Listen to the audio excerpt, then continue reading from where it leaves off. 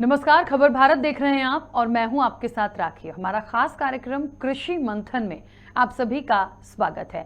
देखिए, कृषि मंथन की शुरुआत करने का मकसद यही है कि कृषि से संबंधित तमाम चीज़ों की जानकारी आपको मिलेगी। दूसरी चीज़ ये कि जो किसान होते हैं, जो कृषि करते हैं, उसे लाभ का धंधा और कैसे बनाया जाए, किन किन चीज़ों को उसमें शामिल किया जा सकता है, उनकी जो समस्याएं होती हैं वो मुख्य रूप से कौन सी होती हैं, उसका समाधान कैसे हो सकता है। और क्योंकि कृषि मंथन ही नाम है, तो कृषि से संबंधित जितनी भी बातें होंगी, जो भी महत्वपूर्ण पॉइंट्स होंगे, हम उन पर यहाँ पर बात करेंगे। और इस कार्यक्रम में भी हमारे साथ कृषि से ही संबंधित एक विशेष रूप से विशेषज्ञ भी आप कह सकते हैं होंगे। आज इस चर्चा में हमारे साथ जेडी पटेल जी हैं, जो कि प्रगति एग्रो इंडस्ट्रीज के डायरेक्टर हैं। जेडी पटेल जी, बहुत स्वागत हमारे साथ कृषि मंथन में जुड़ने के लिए। धन्यवाद। और सबसे बड़ी बात है, क्योंकि कृषि मंथन इस खास कार्यक्रम में मुझे लगता है सबसे महत्वपूर्ण चीज़ तो यही है कि कृषि मतलब तमाम चीज़ें आती हैं जो लोग कृषि कर रहे होते हैं, ख़ास तौर पे जो किसान होते हैं वो, क्योंकि उनकी आय का साधन ही वह होता है। तो मुख्य रूप से क्या क्या महत्वपूर्ण होता है कृषि में और किन चीज़ों का ध्यान रखा जाना चाहिए? देखिए मैडम, कृषि में ऐसा है, आज के अपने मध्य प्रदेश की अगर स्थिति देखा जाए तो किसान यहाँ पर ज़्यादातर परंपरागत खेती करता है, जिससे उसको जो मूल्य मिलना चाहिए और जो उत्पादन, जो आमदनी होना चाहिए वो नहीं हो पाता है। इसमें कई और भी साधन है, अगर किसान उस पर ध्यान दे तो बहुत अच्छा कर सकता है, अपना जीवन यापन बहुत अच्छा कर सकता है। जैसे poly house, net house, Bharat सरकार द्वारा और स्टेट गवर्नमेंट द्वारा ये दोनों लोग किसानों को पॉली हाउस, नेट हाउस लगाने पे 50% का अनुदान दिया जाता है। इसमें किसान अगर 1 एकड़ में 4000 स्क्वायर मीटर में पॉली हाउस, नेट हाउस लगाता है तो उसकी आमदनी ऐसा है कि ज़्यादा नहीं तो 10 से 12 लाख रुपए पर एकड़ पर साल में बहुत आराम से निकाल सकता है। और पॉली हाउस लगाने का सबसे मेन कारण ये होता है कि बाहर के जो इंसेक्ट होते हैं, प्राकृतिक आपदा, ये किसानों के ऊपर, फसलों पर प्रभाव नहीं डालती है, इसलिए उसको आमदनी अच्छी आती है। और साथ में जो उसकी फसल रहती है उसकी क्वालिटी बहुत अच्छी हो जाती है, तो बाजार में उसका मूल्य भी बहुत अच्छा मिलता है। इसी के साथ में अगर किसान भाई हमारे हार्टिकल्चर प्लांट, फलदार पौधे अगर उनको लगाते हैं अपने खेतों में, 5 एकड़ का काश्तकार है तो अगर 1 एकड़ से ही नींबू हो गया, अमरूद हो गया, इनकी फसल करता है तो कैश क्रॉप होती है, तो उसको आमदनी नो डाउट बहुत अच्छी हो जाती है। साथ में जो उसकी मेड़ रहती है उसमें अगर टिम्बर वाले प्लांट लगा देता है, जैसे सागवान हो गया, मोहगनी हो गया, चंदन हो गया, तो ये भी आने वाले 15 से 20 साल में उसको बहुत अच्छी आमदनी दे सकते हैं, तो उसका एक बहुत बड़ा फायदा मिल सकता है। और साथ में इसके अलावा और भी, जैसे अपना मुर्गी पालन हो गया, बकरी पालन हो गया, इन चीज़ों पर अगर किसान ध्यान देता है तो उसकी आर्थिक स्थिति बहुत अच्छी हो जाती है। क्योंकि एक फसल पे, खाली परंपरागत खेती पे डिपेंडेंसी रह के वो अपनी आर्थिक स्थिति मजबूत नहीं कर सकता है, क्योंकि प्राकृतिक आपदा भी आती है। किसान को सबसे ज़्यादा जो नुकसान होता है वो प्राकृतिक आपदा पे आता है। जैसे बहुत अच्छी अगर फसल खड़ी है उसकी, इसके बाद भी उसका जब तक अनाज घर तक नहीं पहुंचता, जब तक उसको कोई गारंटी नहीं रहती है। इस बार की फसल ले दीजिए, धान पूरी रेडी कंडीशन पे थी और बारिश हो गई, तो अगर दूसरी फसल पे वो जाता है, हार्टिकल्चर प्लांट हो गया, पॉली हाउस, नेट हाउस हो गया, मुर्गी पालन हो गया, बकरी पालन हो गया, तो उसको एक अच्छी आमदनी का स्रोत मिल सकता है और उसकी आर्थिक स्थिति बहुत अच्छी हो सकती है मैडम। बिल्कुल। अच्छा, जैसे जो किसान हैं जो इन तमाम चीज़ों को करते हैं, जैसे आपने बताया कि बहुत सारी चीज़ें हैं, यदि वो उनको अपनाते हैं तो कहीं ना कहीं उनको बहुत अच्छा फ़ायदा हो सकता है। जी। तो उन चीज़ों को अपनाने के लिए उन्हें किन किन संसाधनों की ज़रूरत पड़ेगी और उसमें उनको कितना खर्चा आता होगा मिनिमम? देखिए मैडम, ऐसा है कि आजकल भारत सरकार हर चीज़ पे 50% से 75% तक अनुदान देती है। किसान अगर रेडी है तो उसको एक सरल प्रक्रिया भी मिलती है, मतलब ऐसा कोई जटिल प्रक्रिया नहीं है कि वो नहीं ले सकता है। और साथ में उसकी जेब का जो खर्चा होता है, जैसे आजकल ड्रिप पे अगर जाता है, अगर वेजिटेबल की क्रॉप लगाता है और ड्रिप के माध्यम से करता है तो भारत सरकार द्वारा 75% की ड्रिप पे उसको सब्सिडी मिलती है। तो जहां पर 1 लाख खर्चा होना, वहां 75,000 रुपए का आपको जो है शासन के द्वारा मदद मिल जाती है और 25,000 ही मात्र आपका खर्चा होता है। और साथ में फसल भी बहुत अच्छी होती है, तो ये किसानों को ज़्यादा उसका जेब से खर्चा ना होके भारत सरकार द्वारा मदद का प्रावधान है। जी अच्छा, एक अभी आपने एक बात यहाँ पर कही थी, और हमने भी क्योंकि हमेशा देखा और सुना है कि प्राकृतिक आपदा जो होती है उससे बहुत ज्यादा किसानों को नुकसान होता है, सबसे ज्यादा उसी से होता है, और इससे यदि बचना है तो फिर जो चीजें आपने बताई हैं वो की जा सकती हैं। बिल्कुल। अच्छा, इससे किस तरीके से इनको बचाया जाता है, मतलब कैसे उनको सेव कर सकते हैं? किन चीजों को मैडम? जिस तरीके से, जैसे मान लीजिए आपने बताया कि यदि प्राकृतिक आपदा से बचाना है, हाँ। तो बहुत सारी चीजें हैं जो संसाधन आप बता रहे कि उन चीजों को आप लगा सकते हैं। तो उन चीजों को लगाने के लिए या उन संसाधनों को लगाने के लिए करना कैसे होगा? फसल कैसे बचेगी उससे? फसल देखिए मैडम, प्राकृतिक आपदा से फसल पर तो अपन नहीं बचा सकते हैं, लेकिन फसल के अगेंस्ट उसके अलावा जो अपनी परंपरागत खेती है, जैसे गेहूं, चना, चावल, धान, ये सारी जो फसलें हैं, इसके अलावा अगर उसके एक उदाहरण ले ले अपन, 5 एकड़ का काश्तकार है तो 3 एकड़ में अपनी परंपरागत खेती करे, 2 एकड़ में अगर उसने नींबू लगा दिया, सीताफल लगा दिया, पपीता लगा दिया, तो उससे जो उसकी इनकम होगी, तो अगर प्राकृतिक आपदा पे उसका प्रहार भी पड़ता है तो भी उसकी जो एक इनकम है वो सुरक्षित रहती है, क्योंकि फलदार जो पौधे होते हैं उसमें प्राकृतिक आपदा इतना ज्यादा काम नहीं करती है, तो उसको नो डाउट बहुत अच्छा मिलता है। और नींबू का ही अगर अपन देख लें तो 1 एकड़ में नींबू में ज्यादा कुछ नहीं तो तीसरे साल से किसान को 2-2.5 लाख रुपए की इनकम आती है, तो उससे उसको बहुत बड़ा ऑक्सीजन का काम करेगा। और परंपरागत खेती तो जरूरी है क्योंकि अनाज चाहिए ही भारत देश की पॉपुलेशन के हिसाब से, लेकिन अगर अपनी खुद की सोच के हिसाब से अगर वो करता है, साथ में इसके अलावा अगर वो मुर्गी पालन करता है, ज्यादा नहीं 1000 बच्चे से स्टार्ट करता है, तो 1000 बच्चे से उसको ज्यादा कुछ नहीं तो 20 से 25 हजार रुपए 45 दिन में उसको आमदनी आती है, तो उससे आर्थिक स्थिति बहुत अच्छी हो सकती है उसकी मैडम। बिल्कुल। अच्छा, अमूमन हमने देखा है जितनी भी फसलें होती हैं, हाँ। या बहुत लोग, क्योंकि बहुत सारी चीजों का मुझे लगता है कृषि भी एक ऐसा व्यवसाय कहना चाहिए है जो काफी मेहनत होती है इसके पीछे भी, क्योंकि एक फसल लगाना है, फिर आपको उसको पूरा, जब तक वो घर तक अनाज ना पहुंच जाए, उसकी देखभाल करना, उसकी सब चीजों को करना, उसमें भी बहुत मेहनत है कहीं ना कहीं। तो इन चीजों को जब करते हैं, हाँ। तो किन किन चीजों को उसमें और शामिल किया जाता है, कैसे फसल को अच्छा रखें, किन किन चीजों का उपयोग करें? अमूमन जो कृषि करते हैं वो जानते होंगे, लेकिन जो करना चाहते हैं या बहुत सारे लोग नहीं भी जानते हैं, तो उनके लिए मुख्य रूप से कोई ऐसी बातें जो उनको याद ध्यान रखनी चाहिए? क्या होता है कि आजकल किसान हमारे यहाँ का अगर जैविक खेती पे जाता है तो जो उसका खर्चा होता है, परंपरागत खेती में जो उसका दवाइयों का खर्चा होता है वो बहुत कम हो जाता है। हाँ, ये है कि शुरू के 3 साल में, शुरुआती 3 साल में अगर जैविक में जाता है तो उसका उत्पादन कम मिलता है, लेकिन उसका खर्चा कम हो जाता है। और अभी भारत सरकार भी लगी है जैविक खेती के लिए। अपने भारत देश में मात्र एक सिक्किम ही ऐसा स्टेट है जहां पर पूरी तरह से जैविक खेती किया जाता है, तो उनको मार्केट भी अच्छा मिलता है। तो अगर जैविक खेती में जाता है तो उसका खर्चा कम हो जाता है, प्लस साथ में उत्पादन तीसरे साल से 3 साल तक तो उसको वेट करना पड़ेगा, थोड़ा कम होता है, लेकिन तीसरे साल से अच्छा उत्पादन भी मिलने लगता है और उसका खर्चा बहुत कम हो जाता है मैडम। बिल्कुल जी।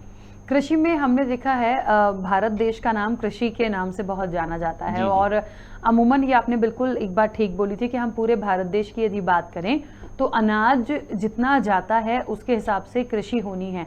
और हमें मध्य प्रदेश को भी हमारे कई बार अवार्ड मिले हैं कृषि को लेकर, तो मतलब कहीं ना कहीं जो मेहनत किसानों की है या अच्छी फसलों की है उसका जब एक आकलन किया जाता है तो बहुत फायदा मिलता है। लेकिन जब ये प्राकृतिक आपदा आ जाती है और कभी इन तमाम चीज़ों से किसान उबर नहीं पाता, तो बहुत सारी चीज़ें ऐसी भी देखते हैं जो ठीक नहीं होती है। तो उसके लिए आपने बताया कि यदि 5 एकड़ है तो वो 2 एकड़ में फलदार पौधों को लगा सकते हैं, बाकी चीज़ों में दूसरी चीज़ें कर सकते हैं, तो ये अच्छी चीज़ है। लेकिन अभी वर्तमान स्थिति की बात करें तो क्या इतना किसान कर पा रहे हैं, इतना फोकस्ड हैं इस चीज़ के लिए? नहीं, इतना फोकस नहीं है किसान भाई। क्या है कि सबसे बड़ी बात, भारत सरकार जो भी गवर्नमेंट सुविधाएं दे रही हैं, तो किसान अपने यहाँ जो यंगिस्ट आ रहे हैं अभी वो बहुत अच्छा कर रहे हैं। हमारे एक किसान हैं अपने सतना के, दीपक जी हैं, दीपक केसरी जी, वो बहुत अच्छा, उनने अभी नेट हाउस लगाया। उनका होटल का व्यवसाय है, लेकिन हमने उनको सजेशन दिया तो नेट हाउस लगाया है, और अभी उनकी शिमला मिर्च कलर वाली वो स्टार्ट है, तो उससे उनको काफ़ी अच्छा आमदनी होती है। किसान को नेट हाउस, पॉली हाउस में भी जाना चाहिए। उसका कारण सबसे मेन ये है कि अगर वो 2000 आधा एकड़ में भी पॉली हाउस, नेट हाउस करता है तो उसकी एक 4-5 लाख रुपए की इनकम जो है साल भर में आती है। आधा एकड़ से 4-5 लाख रुपए की नेट प्रॉफिट काफ़ी ज़्यादा बड़ी इनकम होती है। तो किसानों को मैं यही राय दूंगा कि ज़्यादा से ज़्यादा फलदार पौधे और अपना नेट हाउस पॉली हाउस पे जाए। बकरी पालन हो गया, मुर्गा पालन हो गया, इस पे जाएगा तो उसके परिवार की बहुत अच्छी आर्थिक स्थिति हो जाएगी। जी। अच्छा, जैसे मुर्गी पालन है या बकरी पालन है, इन चीजों को भी यदि वो स्टार्ट करता है तो कैसे उसको कर सकता है? और अमूमन इसमें भी कहीं ना कहीं उसको एक खर्चा उसका होता होगा, क्योंकि व्यवस्थाएं आप किसी भी चीज का पालन करेंगे तो उसके लिए आपको करना पड़ेगा कुछ। शुरुआत में कोई भी काम होता है मैडम, जेब से खर्चा तो होता ही है। तो छोटी मात्रा से स्टार्ट करके, मैं ये नहीं कहता बड़े मात्रा से स्टार्ट करे, किसान छोटी मात्रा से, ज्यादा नहीं, 20-25 हजार रुपए एक बार अगर उसका सेट बन जाता है मुर्गी पालन का तो हमेशा चलता है। शुरुआत में उसका खर्चा होता है, ज़्यादा लार्ज स्केल में ना करके वो छोटे मात्रा में स्टार्ट करे और उसको वेयर करे तो वो काफ़ी अच्छा हो सकता है। जैसे बकरी पालन हो गया, मैं नहीं ये कहता हूँ उसको कि 20-25 बकरी से स्टार्ट करे, 2 बकरी, 1 बकरा और 1 बकरी नर मादा से स्टार्ट करे तो भी जो है आने वाले 3-4 मतलब 1-1.5 साल में बहुत अच्छा उसको मिल जाएगा। बिल्कुल। अच्छा, ये जैसे मुर्गी पालन करते हैं, बकरी पालन करते हैं, और इन सब चीजों से प्रॉफिट कैसे है, मतलब कैसे उसको प्रॉफिट ऐसा है कि अगर 45 डेज में, आजकल तो बहुत अच्छी, बहुत जल्दी फास्ट ग्रोथ होती है मुर्गी पालन में। अगर अपन उस करवाते हैं किसान को और करता है किसान भाई अपना, तो उसमें 45 दिन के अंदर उसका मुर्गा जो है ये मान के चलिए 1-1.25 kg का हो जाता है। और आज के समय में 100-125 रुपए का जो है रेट चल रहा है, तो अगर 1000 पे ही करता है तो मिनिमम ज़्यादा कुछ नहीं तो 20 से 25 हजार रुपए का उसको 45 दिन में उसको आय मिल जाती है। बिल्कुल। तो कहीं ना कहीं कृषि में ये कुछ नई चीजें हैं जिनको स्टार्ट किया जाना चाहिए। बिल्कुल। और कम से कम प्राकृतिक आपदाएं आती हैं तो थोड़ी सी आपको राहत मिलेगी, क्योंकि इन सब चीजों से तो आप कहीं ना कहीं काम करके कमा सकते हैं, लेकिन प्राकृतिक आपदा को आप नहीं रोक सकते क्योंकि वो आपको बताकर नहीं आती है। और ऐसी कौन सी चीजें हैं किसानों के लिए जो उनको निश्चित तौर पर बहुत ज्यादा प्रॉफिट पहुंचा सकती है? किसानों को सब्जियों की खेती पर विशेष ध्यान देना चाहिए। सब्जी की खेती अगर 1 एकड़ में साल भर ही खेती करता है किसान, तो ये मान के चलिए कि उसको ज़्यादा कुछ नहीं तो 1 लाख रुपए का सूखी बचत होती है। सब्जी का मार्केट क्या है अपने यहाँ भारत देश में, बहुत अप एंड डाउन है, लेकिन साल में 3 महीने रेट हाईएस्ट रहता है। अगर वो रेट उसका टाइम को देख के अगर वो सब्जी की खेती करता है तो उसकी आर्थिक स्थिति बहुत अच्छी हो सकती है। बिल्कुल। तो कहीं ना कहीं देखिए, एक बात बहुत महत्वपूर्ण है कि कृषि को आप लाभ का धंधा कैसे बनाएं। जो लोग करते हैं वो निश्चित तौर पर इसको और ज़्यादा ग्रो करने की कोशिश करते हैं, नई नई चीज़ों को भी निश्चित तौर पर सोचते होंगे, लेकिन कई बार ऐसा होता है कि सिर्फ सोचते हैं बट वो इम्प्लीमेंट नहीं हो पाता, क्योंकि कुछ भी इम्प्लीमेंट करना है तो आपको कुछ पैसे तो अपनी जेब से ही खर्च करने पड़ेंगे, तभी आपको फायदा होगा। ये सब किसी भी बिजनेस में देखिए, आप खुद का कोई भी बिजनेस करेंगे तो उसमें ये तमाम चीज़ें होती हैं, लेकिन कृषि को कैसे अच्छा रखना है ये बहुत महत्वपूर्ण होता है। अच्छा जीटी पटेल जी, एक बात और है, कोई भी फसल बहुत अच्छी हो रही है उसके पीछे कितनी चीज़ें महत्वपूर्ण होती हैं? और जैसे कि कहते हैं बहुत अच्छी खाद का यूज़ करो, आप यूरिया होता है, बहुत सारी चीज़ें होती हैं, इनमें भी कितना ध्यान रखे जाने की जरूरत है कि बहुत अच्छी फसल किसान को मिले? फसल में टाइम टू टाइम पानी और अगर खाद सही समय पे दिया जाए तो फसल बहुत बेहतर होती है मैडम। सबसे मेन टाइमिंग का खेल होता है खेती में। खेती में आपने समय पर उसका बीज सीडिंग कर दी और इसके बाद पानी और दवाई का उपयोग सही साट किया टाइम पे, तो फसल आपकी नो डाउट बहुत बेहतरीन होती है और उसका उत्पादन भी अच्छा मिलता है आपको। क्योंकि आप भी प्रगति एग्रो इंडस्ट्रीज के डायरेक्टर हैं। जी जी। किन किन चीज़ों का आप मतलब लुकआउट करते हैं और कैसे आगे लोगों को बताते हैं? हम किसानों को जो है सबसे मेन चीज जो प्रक्रिया होती है भारत सरकार की, जैसे पॉली हाउस, नेट हाउस लगवाते हैं, अगर हम कोई भी किसान भाई हमारा तैयार होता है तो उसकी पूरी हेल्प करते हैं, क्योंकि किसान की सबसे बड़ी जो समस्या होती है वो उत्पादन को बेचने की होती है। तो ऑल ओवर इंडिया में हमारे पास जो है कई बायर हैं जिनसे कांटेक्ट है, तो डायरेक्ट हम उनका कांटेक्ट करवा देते हैं, प्लस बैंक की फाइनेंस की प्रक्रिया में हम उनकी हेल्प करते हैं, सब्सिडी के लिए आवेदन हम उनके थ्रू करवा देते हैं, तो जिससे किसानों को जो है टाइम पे सब्सिडी मिल जाती है। और इसके बाद उसका जो उत्पादन होता है उसके लिए एग्रोनॉमिस्ट हमारे पास रहते हैं। एग्रोनॉमिस्ट के द्वारा हम जो है उनकी फसल का टाइम टू टाइम निरीक्षण करवाते हैं और जो भी समस्या होती है तो उसका निवारण एग्रोनॉमिस्ट हमारा पूरी तरह से करते हैं। और जब फसल आना चालू होती है किसान को, तो किसान का माल भी हम वायरों के माध्यम से उनका संपर्क करवा देते हैं। अच्छा, ये जो चीज़ें होती हैं, जैसे फसल हो रही है, किसान हैं जो इन चीज़ों को कहीं ना कहीं करते हैं, जी जी, नई चीज़ों को ऐड करने वाली बात भी आपने बताई है। अभी वर्तमान स्थिति में क्योंकि ये चीज़ आपने अच्छी बताई है कि ये ऐसा हो सकता है कि 5 एकड़ में से 2 एकड़ आप फल के कर लो, 3 अब बाकी के उसमें आप जो भी आपकी फसल है वो कर लो।